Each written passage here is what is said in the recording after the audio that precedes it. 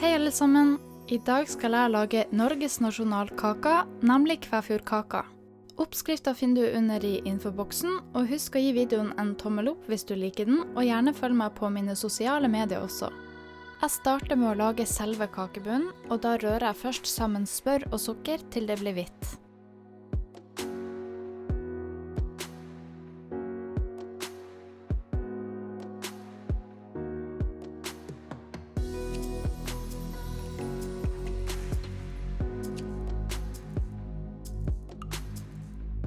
Så har jeg i 1 og 1 eggeplomme, og det kan være lurt å stoppe etter hvert for å røre ned på siden og i bunn, sånn at alt blir godt blandet.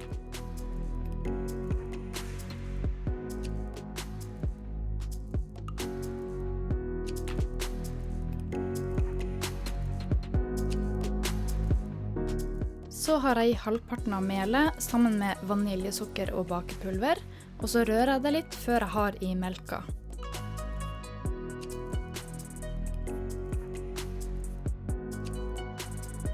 Til slutt har jeg i resten av melet, og da skal det bare røres sammen til det akkurat har blitt blandet inn.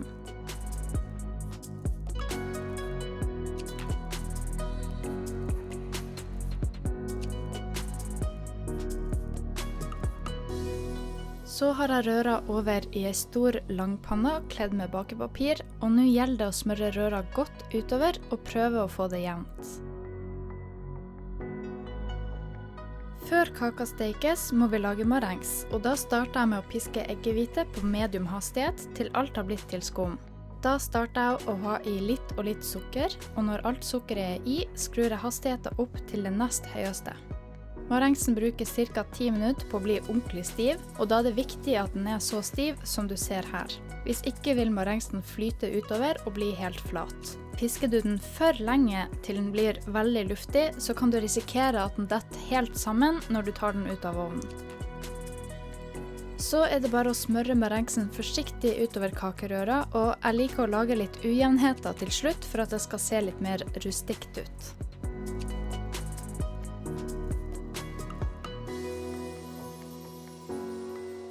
Helt til slutt strør jeg på grovhakka mandler, og så steker jeg kaka på 160 grader i ca. 30 minutter. Så lar jeg kaka stå og avkjøle seg mens jeg lager kremen. Da starter jeg med å piske litt kremfløte. Jeg har i litt vaniljesukker og melis, men det er helt valgfritt om du har lyst til å ha det i.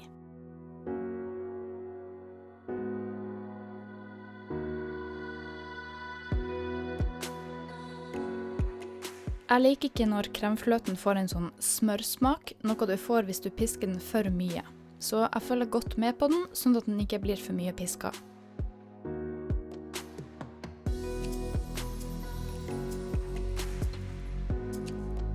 Når den er ferdig, har jeg den over i en annen bolle, og så pisker jeg litt vaniljekrem, sånn at den blir helt glatt.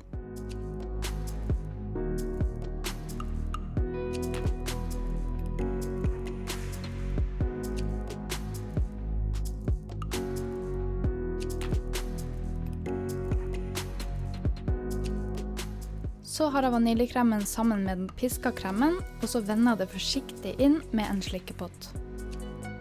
Hvis du vil ha en litt fastere krem, så kan du godt bruke litt mer pisket krem og mindre vaniljekrem.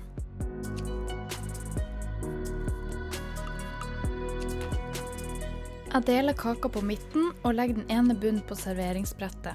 Du kan velge selv om du vil at marengsen skal ligge opp eller ned mot brettet, men som du ser så har jeg min oppover.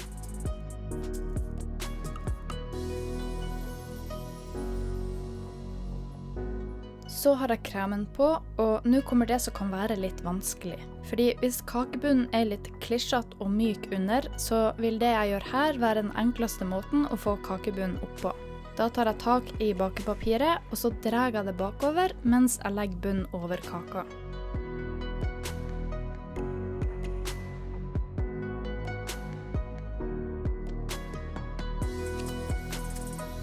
Da var kaka ferdig, og jeg håper du har lyst til å prøve ut oppskriften min. Denne kaka kalles også for verdens beste, og det er nok fordi det er verdens beste kaka. Husk å legge igjen en like og en kommentar hvis du vil ha flere bakevideoer, og kom gjerne med ønsker til hva jeg skal bake til neste gang. Så ses vi snart igjen. Ha det bra!